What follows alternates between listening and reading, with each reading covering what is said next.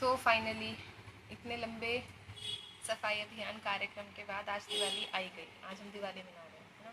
Happy Diwali. Diwali हम इसलिए मनाते हैं कि राम जी अयोध्या वापस आए थे अपना वनवास पूरा करके।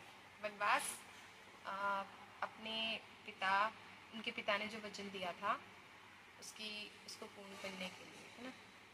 इसलिए उन्होंने वनवास में चले गए थे वो, और वो पूर्ण जो हुआ था, इसलिए वो आज अयोध्या वापस आए थे।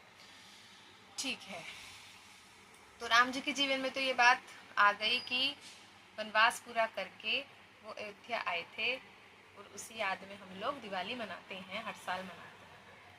हमारे जीवन में क्या ऐसा चेंज आया, या हमने ऐसी कौन सी अचीवमेंट प्राप्त की कि हम लोग दिवाली मनाते हैं। हमारे लिए दिवाली सफाई तक सीमित रह गई है, खरीदारी तक सीमित रह गई है, मिठाई तक सीमित रह गई है, और मार्केट में और ज़्यादा हम पैसे खर्च करने लगे हैं। बस इन चीज़ों तक दिवाली जो है वो सीमित रह गई है। उसके अलावा हमारे ज़िंदगी में दिवाली का और कोई महत्व नहीं है। राम जी को भी हम शाम को थोड़ी देर के लिए पूजा करते हैं उनकी, और उनकी करते भी नहीं है, मे बी शायद लक्ष्मी जी और गणेश जी की पूजा होती है। वो तो सिर्फ याद बन के रह गए हैं, सिर्फ एक नाम हो गया है बस, बाकी कुछ नहीं। पूजा भी जल्दी जल्दी करते हैं कि जितनी जल्दी पूजा हो जाएगी उसके बाद हम लोग पटाखे फोड़ पाएंगे, है ना। ये चीज़ भी रहती है, इसलिए जल्दी जल्दी पूजा भी कर लेते हैं ताकि आराम से फिर छत पे जाकर के पटाखे फोड़ सकें। तो वो तो सिर्फ एक याद बन के रह गई, एक स्मृति मात्र, और कुछ नहीं है ना।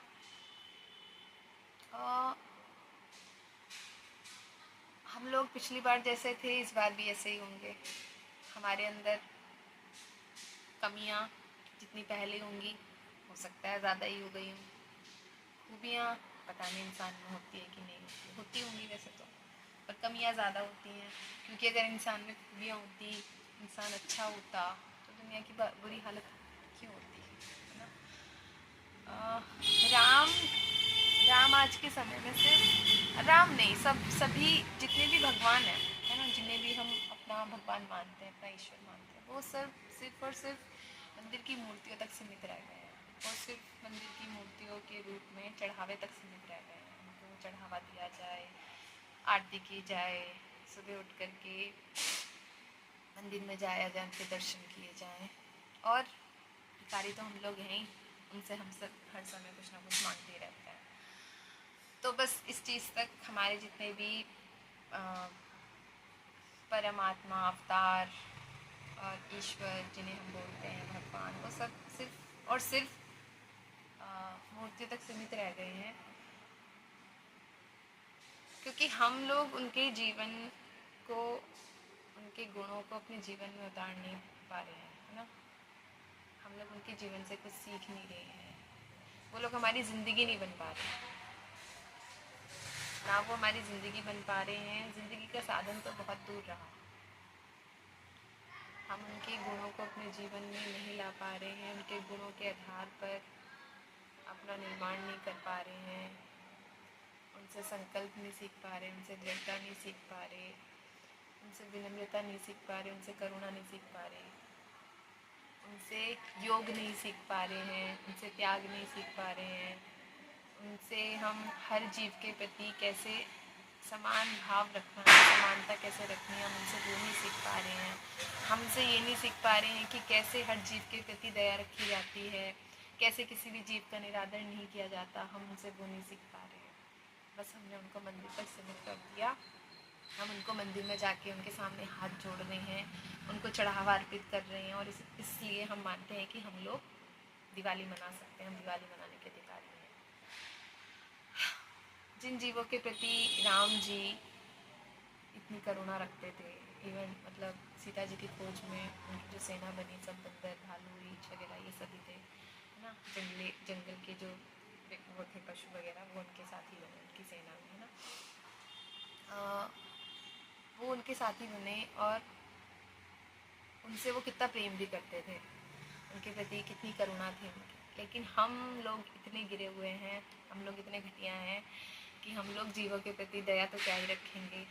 करुणा तो बहुत बहुत बड़ी बात हो जाएगी। करुणा तो मैं नहीं कहूँगी, करुणा दया से बहुत ऊपर की बात होती है। करुणा नहीं, हम लोग जीवों के प्रति दया भी नहीं रख पा रहे हैं। जो छोटे जानवर हैं, छोटे पशु हैं, उन लोगों के प्रति दया भी नहीं रख पा रहे हैं, क्योंकि हम लोग उन्हीं को मार के काट के खाते हैं, है ना। वो हमारे भूख का साधन बन गया यार, हमारा पेट भरता है उनसे। हमें नहीं समझ में, हम इतने निर्दयी हैं कि अपना पेट भरने के लिए हम उन जीवों का दर्द नहीं समझ सकते, है ना। और हम, लेकिन फिर भी हम लोग दिवाली मना रहे हैं। बिल्कुल अधिकारी हैं हम लोग दिवाली मनाने के, है ना। हमारे से जैसा अच्छा इंसान कौन होगा। हम लोग इतने अच्छे हैं, इतने महान हैं, इतने आदर्शवादी हैं। आदर्शवादी किस लिए? क्योंकि हम इतने महान लोगों की पूजा करते हैं। इतने महान लोग हमारे पूर्वज थे, सिर्फ हम इस बात की डींगे हाँकते हैं कि ये महान लोग हमारे देश की धरती पर जन्मे थे, इसलिए हम लोग खुद को भी महान कहते हैं। हमारे जीवन में क्या वो चीज़ आती है? अगर ये लोग हमारे जीवन का आधार नहीं बन पा रहे, है ना, हम लोग इनके जीवन से, इनके जीवन का संघर्ष नहीं समझ रहे, हम लोग उनके जीवन का संघर्ष भी पता है ये कह के ख़त्म कर देते हैं कि ये लोग तो भगवान थे, है ना। जब हम ये टैग लगा देते हैं ना कि ये लोग भगवान थे, सच में उनके जीवन का संघर्ष सब खत्म, एवरीथिंग इज़ फिनिश, सब कुछ खत्म हो जाता है सिर्फ ये बोल के कि ये लोग तो भगवान थे, अवतार थे, भगवान को क्या दुख होता है, क्या सुख होता है। यार जन्म से कोई कुछ भी नहीं होता है, सब कर्मों से हुआ जाता है। तो ये चीज़, लेकिन फिर भी हम लोग दिवाली मनाते हैं। हमारे लिए दिवाली सजावट से ज़्यादा और कुछ भी नहीं रह गई है। पटाखे फोड़ लो, हमें ये पता है पटाखे फोड़ने से धुआं बढ़ता है, प्रदूषण होता है, लेकिन फिर भी हम लोग फोड़ते हैं। बिल्कुल, मैं भी फोड़ती हूँ यार, ऐसी बात नहीं है। हम लोग भले खुद के हाथ से फोड़े ना, लेकिन अगर हम लोग खड़े होकर दूसरे को जलाते हुए देख भी रहे ना और हम उस घटना में सम्मिलित हैं, तो उसमें शामिल हम भी होंगे। और डबल स्टैंडर्ड हर कोई व्यक्ति होता है, मैं भी हूँ, बिल्कुल। इवन कल रात की बात है, मेरे जो भाई का लड़का है, छोटा है वो पटाखों से काफ़ी खुश होता है, तो उसको एक फिरकी जला के दे रही थी, मेरा हाथ फूक गया, हाथ जल गया। हमें पता है कि हम गलत है, ये चीज़ हमें पता है गलत है, लेकिन फिर भी हम लोग करते हैं। क्यों करते हैं? दूसरों को खुश करने के लिए, मज़े लेने के लिए। मुझे पटाखे फोड़ना पसंद नहीं है, पर उसके लिए रात फिरकी जला रही थी तो हाथ फूक गया, हाथ जल गया। तो हम लोग हैं डबल स्टैंडर्ड, इसमें कोई शक नहीं है। हम लोग हैं, बोलना बहुत आसान होता है, करना बहुत मुश्किल, लेकिन फिर भी हम लोग दिवाली मनाते हैं। हम लोग इतने घटिया लोग हैं, फिर भी हम लोग दिवाली मनाते हैं।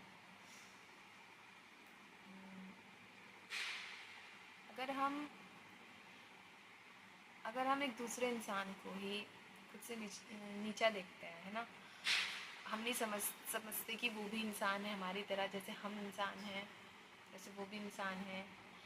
जैसे किसी भी चीज़ से सुख दुख हमें अनुभव हो सकता है, ऐसे उसी चीज़ से उसे भी सुख दुख अनुभव हो सकता है ना। हम ये नहीं समझते, इतनी बात नहीं समझते। हम अपनी ज़िंदगी के प्रति ईमानदार नहीं है। हर छोटी से छोटी चीज़ में हम लोग चीटिंग करने की सोचते हैं कि चीटिंग करके, शॉर्टकट लेके हम ज़िंदगी में आगे बढ़ें, पर ऐसा नहीं होता है ना। दूसरी चीज़, राम जी के जीवन में शबरी जी जो थी, है ना, वो निचली जाति से थी। मतलब जो पढ़ने में आता है कि वो निचली जाति से थी, तब भी राम जी ने उनके प्रति कितना संभाव रखा। इवन उनकी ज़िंदगी में ऐसे बहुत लोग आए, निषाद राज जी हो गए, केवट जी हो गए और शबरी जी हो गई। ये सब लोग जो थे, ये उस समय की मान्यता के अनुसार निचली जाति से थे, ठीक है। लेकिन तब भी राम जी का उनके प्रति स्नेह, प्रेम, मतलब कितना गजब था, है ना। शबरी जी के जीवन में तो झूठे बेर खाने वाली कहानी कितनी प्रसिद्ध है। निषाद राज जी के प्रति उनका कितना प्रेम था। अब ये सब बातें हम सुनते हैं, है ना, लेकिन हम ऐसे हैं? हमारे सामने अगर कोई गरीब व्यक्ति आ जाए, भिखारी टाइप, है ना, तो पहले मन में हमारे विचार क्या आता होगा? हम उसे अच्छी दृष्टि से तो नहीं देखते हैं, ऐसे लोग हम हैं, हम उसे अच्छी दृष्टि से नहीं देखते हैं और उनके प्रति गलत विचार भी रखते हैं। ऐसा नहीं है, इवन अगर हम लोग उनकी मदद भी कर रहे होते हैं ना, तो मन में इस भाव के साथ कि यार चलो गरीबों की मदद करनी चाहिए, है ना, हमें भी पुण्य मिलेगा। हम भी तो इस लालच के साथ ही दूसरों की मदद करते हैं कि हमें भी पुण्य मिलेगा, हमारे भी कुछ कर्म अच्छे हो जाएंगे, है ना। ये सोच के तो नहीं करते ना कि वो भी हमारे जैसा इंसान है, ये सोच के कौन हम कहाँ कुछ करते हैं, कभी भी नहीं करते। और यार, मूर्तियों में जब तक हम अपने इष्ट को, अपने ईश्वर को सीमित रखेंगे ना, तब तक हमारे जीवन का कुछ भी सही नहीं हो सकता। भगवान को, ईश्वर को मूर्तियों में कैद करके रखना बहुत आसान है ना। मुश्किल वाकई में मुश्किल, आसान है वो, ठीक है, हमें लगता है कि बस ये यहाँ तक रहे, हमारी ज़िंदगी में कोई वो नहीं आए, लेकिन जब उनके गुणों को अपनाते हुए अपना जीवन चलाया जाएगा, ये बात सही है कि थोड़ी मुश्किलें आएंगी, क्योंकि सही तरीके से जीवन जीना बहुत मुश्किल काम होता है, इसमें कोई झूठ नहीं है, बहुत मुश्किल होता है। और इसीलिए लोग आधा बुरा आधा अच्छा ऐसे ऐसे करते रहते हैं। सही जीवन में बहुत कष्ट होता है, बहुत ज़्यादा होता है सही तरीके से जीवन जीना। और जब हम अपने जीवन में इष्ट को ही आधार बना लें, हमारे हमारे जीवन के हर कर्म में सिर्फ और सिर्फ वो हो, उन्हीं के लिए हम चलें, उन्हीं के लिए हम जिएं, तो वो मुश्किल तो होता है, पर उसमें एक सुख की अनुभूति रहती है, एक आनंद की अनुभूति रहती है। और लाइफ में यार पता है क्या, ईश्वर के अलावा पाने को कुछ है भी नहीं। इतना ही रहे कि बस हम उनके, हमेशा उनके उसमें चलते रहें, इतना ही काफ़ी है। उसमें कुछ मिलेगा या नहीं मिलेगा वो बात की बात है, पता नहीं। हमारा पहला कर्तव्य तो यही है कि हम उनके प्रति ईमानदार रहें। अगर हमारे उनके प्रति, हमारे मन में उनके प्रति प्रेम है ना, भाव है, तो हम उस भाव के प्रति ईमानदार रहें। और राम हो, शिव हो, कृष्ण हो या कोई भी हो, ये जब तक हमारे जीवन का, हमारे कर्मों का केंद्र नहीं बनेंगे ना, तब तक जीवन में कोई परिवर्तन हो ही नहीं सकता है, बहुत मुश्किल है। जब तक ये हमारे जीवन का केंद्र नहीं बनेंगे, और इनको जीवन का केंद्र बनाना मतलब सच को केंद्र बनाना, ज्ञान को केंद्र बनाना, सही जीवन को केंद्र बनाना, ये सारी चीज़ें होती हैं। और सही चीज़ की तरफ हम लोग इतने अट्रैक्टिव नहीं होते हैं, बिल्कुल भी नहीं होते। इवन हम लोग गलत चीज़ों की तरफ ज़्यादा तेज़ी से बढ़ते हैं, सही चीज़ों की तरफ हम इतने नहीं बढ़ते। इवन सही चीज़ों की तरफ से तो हम लोग भागते हैं, बच बच के बहुत भागते हैं। तो ये चीज़ है कि हम लोग ईश्वर को सिर्फ ये कह कर के उनको ना देखें कि वो तो भगवान थे, और ये बोल के हम उनके जीवन का संघर्ष सब खत्म कर देते हैं, वो चीज़ गलत है। वो हमारे जीवन का हिस्सा बनना चाहिए, ऐसा हिस्सा कि और कोई दूसरा हिस्सा हमारे जीवन का इम्पोर्टेंट हो ही ना। फिर हमारे जीवन का हर कर्म सिर्फ और सिर्फ उन्हीं के लिए होना चाहिए, और किसी के लिए भी नहीं।